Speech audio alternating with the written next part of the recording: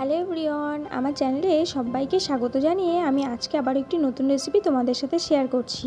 আজকে আমি তোমাদেরকে যেটা বানিয়ে দেখাবো সেটা সন্ধ্যা স্ন্যাক্সে চা কফির সাথে কিন্তু দারুণ লাগে খেতে। একদম সহজভাবে আমি তোমাদেরকে এটা বানিয়ে দেখাবো, তো তোমরা পুরো ভিডিওটা দেখতে থাকো। আজকে আমি তোমাদেরকে বানিয়ে দেখাবো মাংসের চপ। যদি ভিডিওটি ভালো লেগে থাকে তাহলে অবশ্যই একটি লাইক করে দিও, আর যদি এখনো না আমার চ্যানেলটিকে সাবস্ক্রাইব করে থাকো তাহলে অবশ্যই করে আমার চ্যানেলটিকে সাবস্ক্রাইব করে দিও। তো চলো আজকে রেসিপি শেয়ার করি। প্রথমেই আমি এখানে নিয়ে নিয়েছি বোনলেস চিকেনটাকে আমি এখানে ছোট ছোট টুকরো করে কেটে ভালো করে ধুয়ে রেখেছি। এরপর আমি এখানে একটি মশলার পেস্ট বানিয়ে নিচ্ছি। মশলার মধ্যে নিচ্ছি আমি এখানে আদা, রসুন, কিছুটা ধনেপাতা, নিচ্ছি কিছুটা পুদিনা পাতা। সামান্য জল দিয়ে আমি এটাকে পেস্ট বানিয়ে নেব। পেস্ট করে নিয়েছি, দেখতেই পাচ্ছ। পুরোপুরি কিন্তু আমি এখানে মিহি করে বেটে নিয়ে নিই, একটু গোটা গোটা আছে। চলো এবার মাংসের চপের জন্য পুরটা বানিয়ে নেওয়া যাক। তার জন্য আমি এখানে একটি কড়াই নিয়ে নিয়েছি। কড়াইতে প্রথমে দিয়ে দিচ্ছি কিছুটা পরিমাণে সাদা তেল। তেলটাকে খুব ভালো করে গরম করে নিয়ে প্রথমে আমি দিয়ে দিয়েছি কাঁচা লঙ্কা কুচি, আর তারপর দিয়ে দিচ্ছি পেঁয়াজ কুচি। এবার পেঁয়াজটাকে হালকা করে প্রথমে ভেজে নেব। দেখতেই পাচ্ছ পেঁয়াজটা কিন্তু আমি এখানে হালকা করে ভেজে নিয়েছি।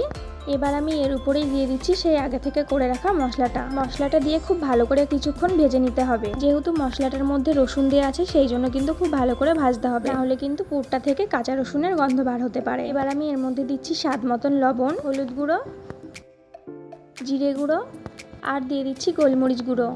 এবার দিয়ে দেবো সামান্য জল, যাতে গুঁড়ো মশলাটা পুড়ে না যায়। এবার মশলাটাকে বেশ কিছুক্ষণ ধরে ভেজে নেব।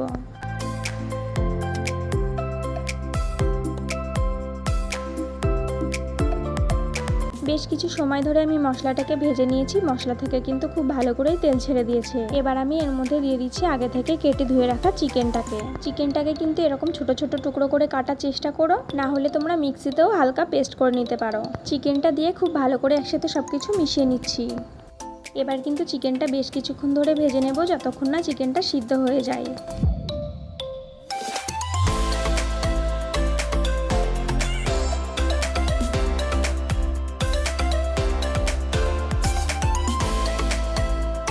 বেশ কিছুক্ষণ ধরে আমি চিকেনটাকে ভালো করে ভেজে নিয়েছি। চিকেনটা কিন্তু এখানে ভালো করে সিদ্ধ হয়ে গেছে। এবার আমি এর মধ্যে দিয়ে দিচ্ছি আগে থেকে কিছুটা আলু আমি সিদ্ধ করে রেখেছিলাম, সেটাই আমি হাত দিয়ে ভেঙে ভেঙে দিয়ে দিচ্ছি।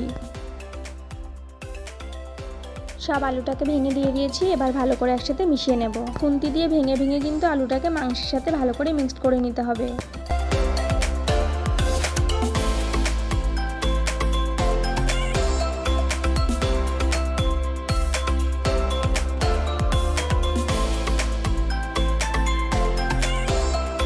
দেখতেই পাচ্ছ আলুটাকে কিন্তু আমি এখানে খুব ভালো করে মিশিয়ে কিছুক্ষণ ভেজে নিয়েছি। মাংসের পুরটা কিন্তু প্রায়ই হয়ে এসছে। শেষে আমি এখানে দিয়ে দিচ্ছি গরম মশলা গুঁড়োটা দিয়েও ভালো করে একসাথে মিশিয়ে নেব।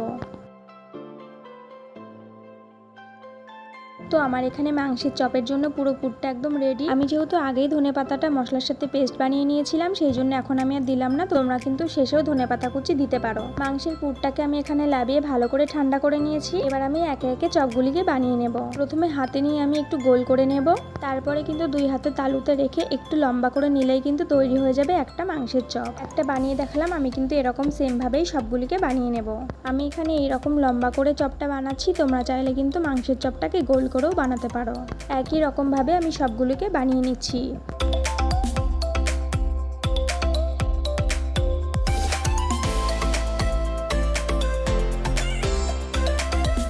আমার এখানে মাংসের চপগুলি সব বানানো হয়ে গেছে। এবার এটাকে কোট করে নিতে হবে। কোট করার জন্য আমি এখানে নিয়ে নিয়েছি দুটো ডিম দুটিকে ফাটিয়ে নিচ্ছি। ডিমের মধ্যে দিয়ে দিচ্ছি সামান্য লবণ। এবার এটাকে ভালো করে মিশিয়ে নেব। আমি কিন্তু এখানে ডিমের গোলাটা দিয়ে কোটটা করছি। তোমরা অনেকেই ডিম খেতে পছন্দ করো না, সেই জন্য কিন্তু কর্নফ্লাওয়ার বা ময়দা যে কোনো একটা দিয়েও কিন্তু কোটটা তোমরা করে নিতে পারো। এরপর আমি এখানে কোট করার জন্য নিয়ে নিয়েছি ব্রেড ক্রাম্স। প্রথমে আমি এখানে একটি চপ নিয়ে ডিমের গোলায় ভালো করে প্রথমে মিশিয়ে নিচ্ছি, তারপরে দিয়ে দিলাম ব্রেড ক্রাম্সে। এবার চপের গায়ে ব্রেড ক্রাম্সটাকে ভালো করে লাগিয়ে নেব। চপের গায়ে আমি ব্রেড ক্রাম্সটাকে ভালো করে লাগিয়ে নিয়ে আমি আবারও দিয়ে দিলাম ডিমের গোলায় ভালো করে মিশিয়ে নিয়ে আমি আবারও তুলে দিয়ে দিচ্ছি ব্রেড ক্রাম্সে আরেকবার কোট করার জন্য। আমি এখানে দুবার করে কোট করে নিচ্ছি। তোমরা চাইলে কিন্তু একবার করেও করে নিতে পারো, তবে যদি পারো দুবার করে অবশ্যই কোটটা করার চেষ্টা করো। এতে করে ভেঙে যাওয়ার ভয়টাও কম থাকে, আর কিন্তু ভীষণ মুচমুচেও হয়। একই রকম ভাবে এবার আমি সব চপগুলিকে কোট করে নেব। আর হ্যাঁ, তোমাদের কাছে যদি ব্রেড ক্রাম্স না থাকে তাহলে কিন্তু তোমরা বিস্কুটের গুঁড়োটা দিয়েও এটা করে নিতে পারো।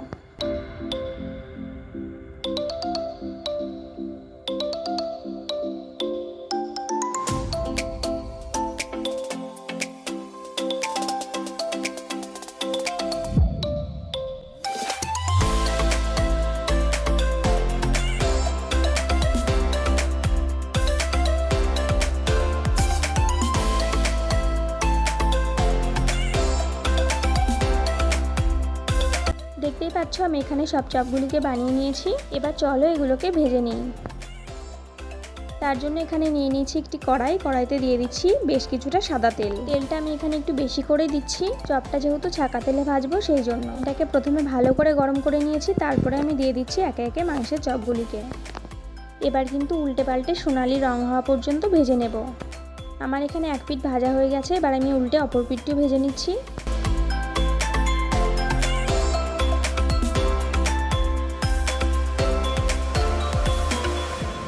একটু সময় নিয়ে চপগুলিকে কিন্তু আমি এখানে সোনালি রং করে ভেজে নিয়েছি। এবার আমি এগুলিকে তুলে নেব।